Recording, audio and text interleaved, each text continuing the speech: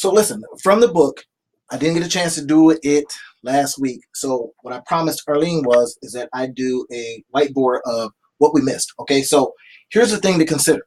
Remember this. The only real thing that matters is your customers, right? So you want to ask that question. What are you doing to get customers into your business, right? What are you doing to get them? Now, we know that we're going to be marketing like crazy, right? So you have to decide, what are my marketing channels? Who am I going to use? And you don't have to have a big budget for that. You don't have any money for that. So you're going to be wanting to market like crazy, all right? So we got to be concerned with getting them via our marketing, keeping them. That becomes the holy grail, right? Because if you get them in, but you lose them weeks later, it really doesn't matter. So you want to be concerned with, how is your customer service? Now, we all know that customer service, everybody says they've got it, and they probably do. So you've got to be better than just providing customer service. Now, in your book, they talk about that. We're talking about 3.9 of your co-starters book. They talk about not only doing customer service, but we talk about the loyalty programs. Those are big, right? If you think about when you go to the store now, they have you give out the little card that says, are you a member of our deal? And they say, well, do you want to be? You have to offer these kind of loyalty programs, let me say that again. You don't necessarily have to offer them, but at least be aware that they do work very well, at least for getting data. Okay. Now, here's another thing. Emails. If you're getting your customers' emails, then you have the opportunity to be in contact with them all the time. Emails are huge. What if you're offering something? Can you send that out to your email list, to the customers that in an effort to get them and keep them? Can you do that kind of stuff on a constant enough basis where they go, hey, look, I know they've got a good deal over there. They're going to be having this good deal at X spot. I'm going to come. So that becomes an opportunity to keep your customers in your emails. Well, what about this? You've got contests and you've got events, right? Now, some people sponsor events. They put their name on it and say, hey, we are helping this group do a thing. Those are good as well. So see if your company can do contests and or events, all right? But what about this one right here? Having direct conversations with your customers. Oh, who would have thought of it, right? Calling them up or having an intern be in constant contact with your customers, right? That helps. So we got to get them, we got to keep them. But what about this right here? How are you now going to grow your customers, right? I mean, you can only sell to them so many times before they kind of go, okay, I'm providing you a little bit of your money, but if you want to grow, then I need to do some things to get you to grow. One good way is word of mouth. If you've got a situation or business that allows you to be in contact with your customers all the time, and you're being a great benefit to them, then they may spread it by word of mouth. They may tell others that you're fantastic, right? Wouldn't we all want that? So if they're telling other people that you're fantastic, and other people are coming in saying, I want to see what's fantastic, I want to see if they'll be, great to me too, then you can grow via that, right? So let's recap real quick. Get, keep, grow. We're going to get them through marketing. We're going to keep them through all these other programs and possibilities. Then we're going to grow them via word of mouth. But here's something to be aware of. As you grow, there's a cost to growth. Is everybody aware of that? Because as you grow, then you're going to be using up more material, right? You're going to be using up more time. So you have to ask yourself a very hard question. Is the cost of acquiring these customers something that your company can bear, right? And if it can't, then you're going to have to pick and choose which customers you want coming in. Now, I mean, don't get me wrong, you can't shut the door and tell them don't come. But as you're doing your calls, you're doing your emails, you're doing your loyalty programs, then you know which ones have given more money or given more of their time or more of their resources.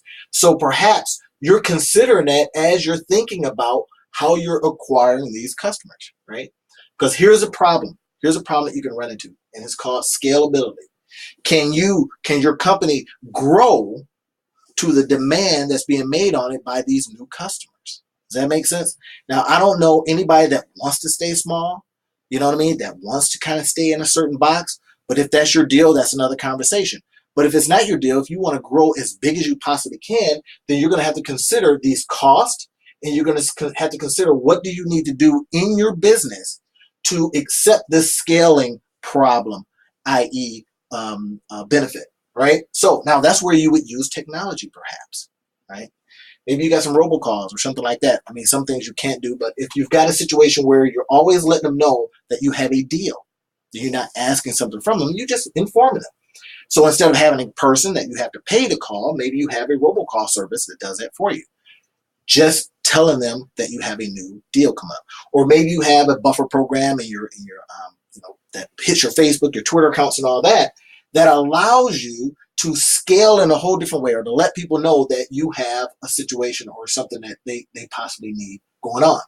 Okay, so get them, keep them, grow them. Remember this though: customers are it. Customers are king. If you don't have customers, you don't have a business, no matter how you feel about that business. All right, so keep this in mind. All right, and then next week, what we're going to do is we're going to have you talk a little bit about Anthony's case. Now, that's at 3.11 of your co-starters book. Anthony's case talks about him starting his own deal, right? But now, at first, he's just working for somebody. He's going into the company, but he overhears his boss talking about some of his pain. Now, remember, we talked about that. What is it that why are you starting your business? You're starting your business because you feel that you can fulfill a certain market. That's a consideration. So Anthony, in his particular case, he hears his boss, talking about he needs some help in a certain area. So he says, hey, look, I think I can do that stuff. I've done it before. He decides that he's going to go to his boss and says, hey, listen, what if I did that for you? That matters. So what we're going to ask you next week is, what is it that Anthony can do to get his customers? He's got one. What else can he do? Now, another one is that what is he going to do to keep them coming back? That's another consideration that, as we have you think about what Anthony is doing, what we really want you to do is look at his case, ask questions of his case, and then start thinking about, what would I do for my business? What would I do just like Anthony perhaps did? Or if you can answer Anthony's conundrum or problem, then perhaps you can turn that problem around and say, what do I now need to do for my own business? That's the consideration, okay? Now, the other thing is, what else can Anthony offer? When we start talking about growing your business, not just your customers, you're going to be saying to yourself, what else can I offer my customers to keep them happy? That really goes back to, how am I going to keep them? What am I going to do to keep my customers not only happy, but keep them maybe going into areas of my business that I want to grow as well? All right. So those are some of the considerations. That's what we want you to think about this week. All right. This is from 3.9 of your co-starters book. This is from 3.11. I'm going to ask you a little bit about the case study. All right. So be prepared to answer that. But just remember this. I'm going to recap real quick. To get them, you're going to market like crazy. Now, there's more stuff you're going to do to get them, but we got to market. You got to let people know about your business. Remember, we talked about that. What am I going to do to keep them? We talk about customer service. Okay, everybody's doing customer service. But you've got loyalty programs that may just be specific to your company, right? But then that emails, you're going to be hitting those emails, trying to be in touch with your customers all the time. Let them know that you're fantastic, you're great, you're super, and you want to come back and buy more stuff, right?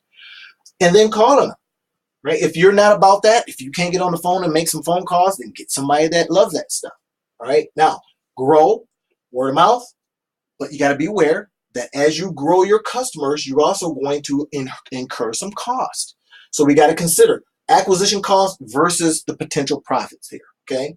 And then, can I handle the growth? That's the scalability question, right?